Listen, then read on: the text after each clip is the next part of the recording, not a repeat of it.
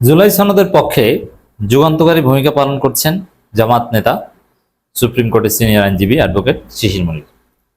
শিশির মনিরের নাম ইতিহাসের পাতায় স্বর্ণাক্ষরে লেখা থাকবে। বাংলাদেশে গণভোটের আলোকে জুলাই সনদ বাস্তবায়ন টুডে অর টুমোরো হবেই। বিএনপি তালবাহানা করছে, কিন্তু বিএনপি বাধ্য হবে। জনগণ বিএনপিকে বাধ্য করবে, নইলে বিএনপির ক্ষমতা টিকবে না। এখন বিএনপিকে বাধ্য করতে হবে, দিস ইজ কোয়েশ্চেন। কিভাবে বাধ্য করতে হবে, কারা বাধ্য করবে, কোন প্রক্রিয়া বাধ্য করা হবে, এই বিষয়গুলো নিয়ে কাজ চলছে। তাতে সবচেয়ে গুরুত্বপূর্ণ ভূমিকা পালন করছেন এবং বিরোধী দলকে সবচেয়ে সিগনিফিক্যান্ট রসদ যোগাচ্ছেন, এমনকি বিরোধী দলের এমপিদের সবচেয়ে সিগনিফিক্যান্ট রসদ যোগাচ্ছেন অ্যাডভোকেট শিশির মনির। এই জন্যে দেখবেন যে একদিন বাংলাদেশের জুলাই সনদ পরিপূর্ণভাবে বাস্তবায়ন হবে, এরপরে এটা ইতিহাসে কোডিফিকেশন হবে যে বাংলাদেশে শেষ পর্যন্ত জুলাই সনদ বাস্তবায়ন হয়েছে, কিন্তু সরকারি দল করতে চায়নি, বিরোধী দল করতে বাধ্য করেছে। এইভাবে এইভাবে এইভাবে এইভাবে, যেমন তত্ত্বাবধায়ক সরকার একটা ইতিহাস। তত্ত্বাবধায়ক সরকার নিয়ে অনেক কয়েক যুগের নাটকীয়তা, শেষ পর্যন্ত তত্ত্বাবধায়ক সরকার আবার ফিরে এসেছে। কিভাবে এসেছে? এইভাবে এইভাবে এইভাবে, এটা ইতিহাস। এবং পরবর্তীতে যারা পিএইচডি করবে, এমফিল করবে, তারা এগুলোকে রেফারেন্স হিসেবে ব্যবহার করবে। তো দর্শক,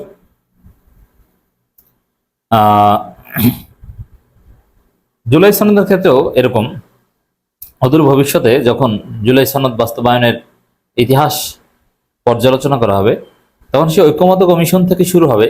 ঐক্যমত্য কমিশন, জুলাই সনদ স্বাক্ষর অনুষ্ঠান, গণভোট, তারপর বিএনপির নাটকীয়তা, এরপরে জনগণের আন্দোলন, পার্লামেন্টে বিরোধী দলের ভূমিকা, এর মধ্যে আসবে শিশির মনিরের নাম। আপনাদের অবগতির জন্য জানাচ্ছি, জুলাই সনদে জামাত সাইন করবে কি করবে না, এটা নিয়ে একটা দ্বিধাদ্বন্দ্ব ছিল।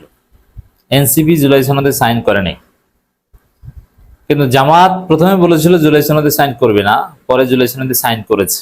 কার বুদ্ধিতে করেছে? উত্তর হচ্ছে শিশির মনির।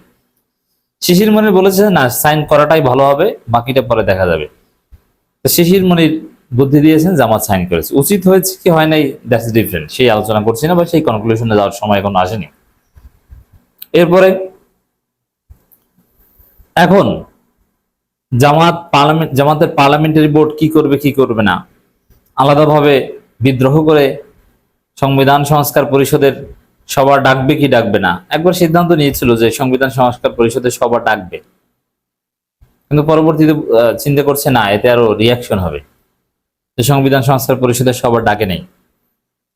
এখানে নিয়ম তো রাষ্ট্রপতির মাধ্যমে ডাকানো, কিন্তু বিরোধী দল নিজেরাই ডাকার একটা সিদ্ধান্ত ছিল। তো এই সিদ্ধান্ত থেকেও ফিরে এসেছে শিশির মনিরের বুদ্ধিতে।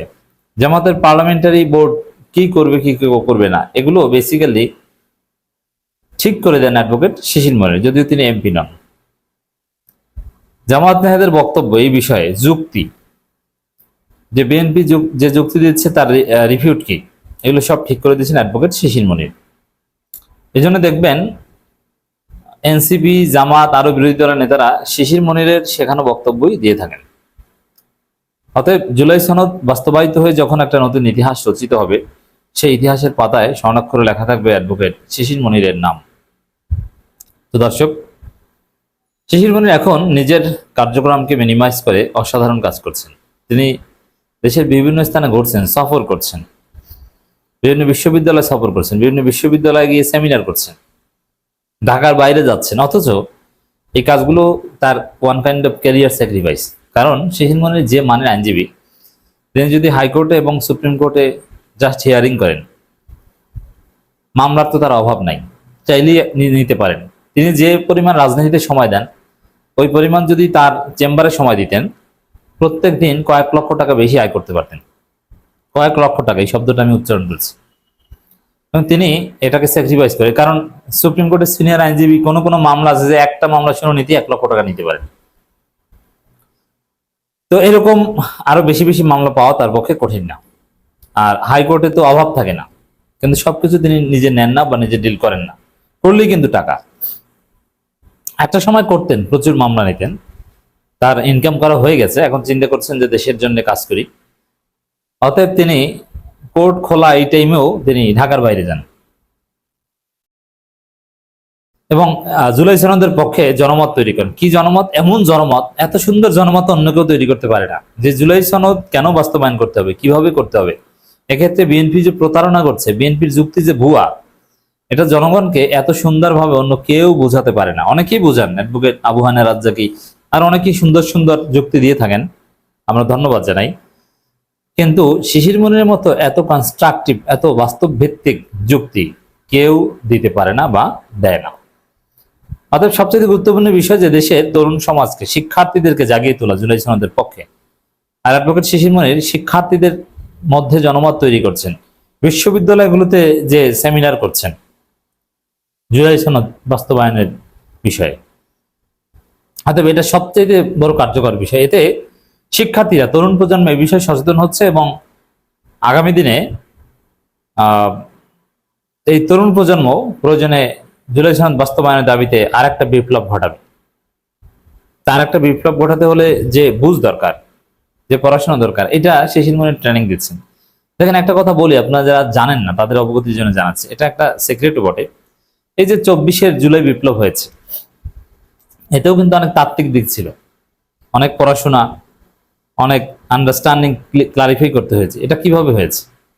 এই যে ছাত্র শক্তির ছেলেরা, সাবেক শিবির করা ছেলেরা, ঢাকা বিশ্ববিদ্যালয়ের অনেক ছেলে, যে আখতার, আকরাম, এরকম আরো অনেকে আছেন যারা শিবির ছেড়ে এক পর্যায়ে ছাত্র শক্তি করেছে, কখনো ছাত্র অধিকার পরিষদ করেছে।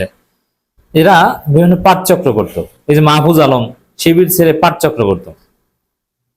তো মাহফুজ আলমের যে পাঠচক্র, কখনো কোথাও কোথাও ক্লাস নিতেন মুস্তাইন জহির, এরকম আরো অনেক, ছোটন, আবার কখনো কখনো ফরহাদ মাজহার, এর মাধ্যমে তাদের একটা বোঝাপড়া তৈরি হয়েছে। এগুলোর মধ্য দিয়ে ধীরে ধীরে এক পর্যায়ে বিপ্লব। তো দর্শক, শিশির মনির বলছেন জুলাই সনদের সমস্যা বাস্তবায়নের বিষয়বস্তুতে নয়। শিশির মনির আর অনেক কিছু বলছেন এবং বলছেন প্রতিনিয়ত আমি তার বক্তব্য কোথাও পেলে from the beginning to end শুনি এবং পড়ার চেষ্টা করি, আপনাদেরকেও বিশ্লেষণ সহ জানানোর চেষ্টা করি। কারণ তার বক্তব্য আবার আমাদের দর্শকরা অনেকেই বুঝবেন না, সহজভাবে উপস্থাপনা করি, কারণ তার প্রত্যেকটা বক্তব্যে নতুন কিছু পাই এবং বিএনপির যুক্তির একমাত্র জবাব শিশির মনির কাছে আছে। জুলাই সনদের বিষয়বস্তু নিয়ে কোনো সমস্যা নেই, মূল সমস্যা বাস্তবায়নের প্রক্রিয়া, এমন মন্তব্য করেছেন সুপ্রিম কোর্টের সিনিয়র আইনজীবী অ্যাডভোকেট শিশির মনির। বাংলাদেশ কৃষি বিশ্ববিদ্যালয়ের শাখা ছাত্র শিবির উদ্যোগে জুলাই চেতনা থেকে রাষ্ট্র সংস্কার, চ্যালেঞ্জ ও সম্ভাবনা শীর্ষক এক সেমিনারে প্রধান অতিথির বক্তব্যে তিনি একথা বলেন। তিনি অভিযোগ করেন সংবিধান সংস্কার নিয়ে পূর্বে যে প্রক্রিয়া ঐক্যমত হয়েছিল, নির্বাচনের পর সরকার সেই কাঠামো পরিবর্তন করেছে। মূল পরিকল্পনা অনুযায়ী জাতীয় নির্বাচনের পাশাপাশি একটি গণভোট হওয়ার কথা ছিল, সেখানে 4টি গুরুত্বপূর্ণ প্রশ্ন জনগণের মতামত নেওয়া হবে। সেই গণভোটের ভিত্তিতে সংবিধান সংস্কার পরিষদের কথা থাকলো, তা আর বাস্তবায়ন হয়নি। এর মানে বিএনপি প্রতারণা করেছে, শিশির মনির হাতে কলমে চোখে আঙ্গুল দিয়ে আমাদেরকে দেখিয়ে দিয়েছেন।